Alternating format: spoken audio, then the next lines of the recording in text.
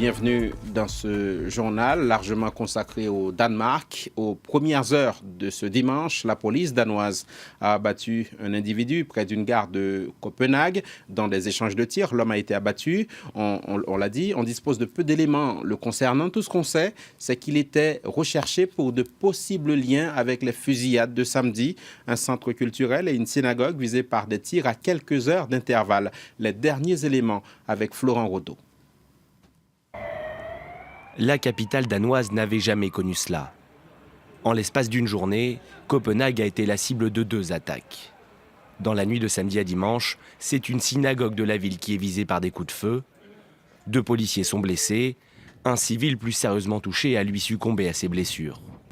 Sur place, le choc est immense. Nous n'avons rien entendu jusqu'à ce que le SWAT entre dans la rue.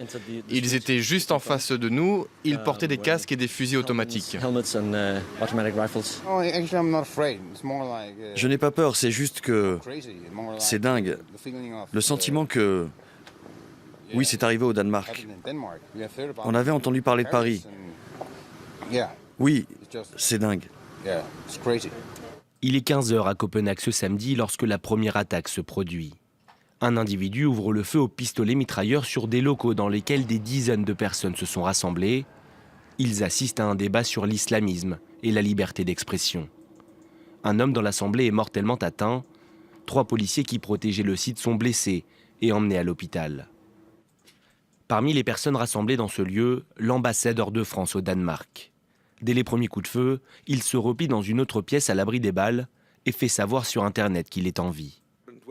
L'agresseur en voulait peut-être à Lars Vilks, l'auteur des célèbres caricatures de Mahomet menacé de mort depuis leur publication en 2007.